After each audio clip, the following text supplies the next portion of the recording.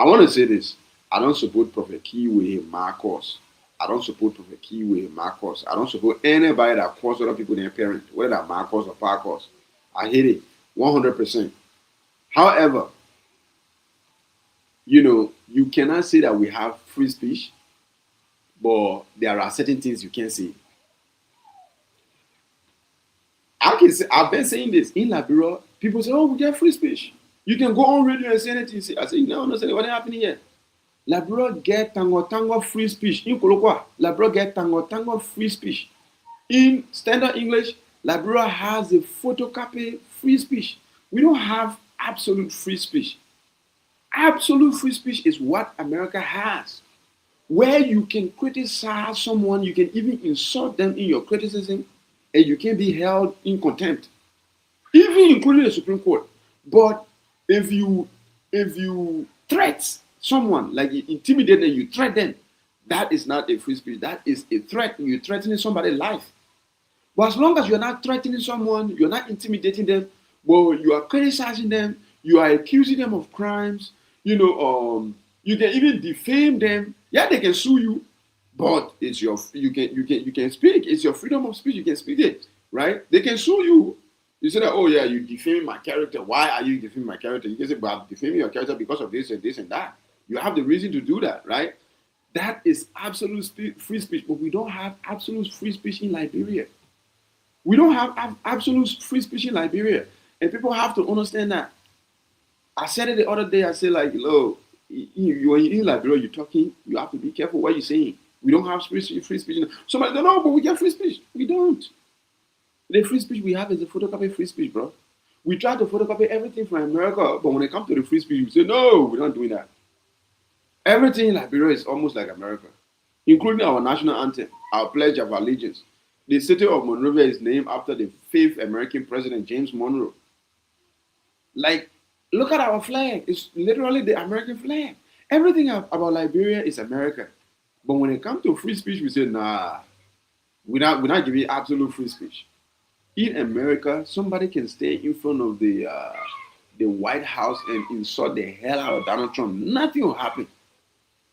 Nothing will happen. You have the right to do so because they have absolute free speech. But in Liberia, we don't have absolute free speech. If we have absolute free speech, what ProphetKey did was legally right, morally wrong, but legally right. You understand what I'm saying? And this is where people come in talking about, even I saw one of my mentor, what is his name? Tianwanse Gonglo, saying that, ProphetKey was wrong and, he deserved to go to jail. Tianwanse Gonglo spoke on behalf of the Supreme Court, and I was like, of course he's going to say that, right? He's a student and professor of the law of Liberia because he's dealing with the Liberian Constitution, and the Liberian Constitution does not give absolute free speech.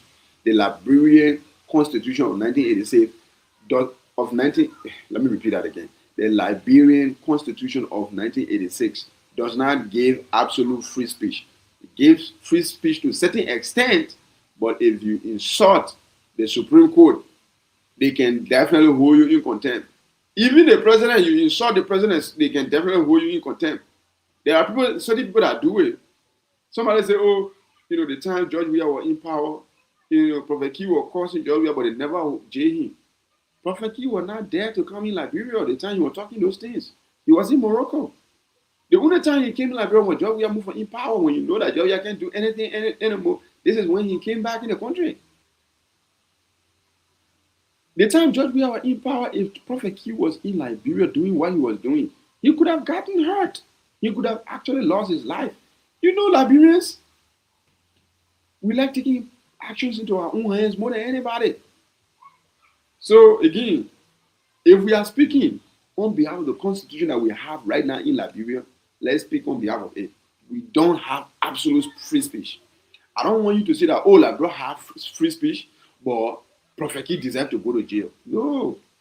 If we have absolute free speech, ProphetKey does not deserve to go to jail.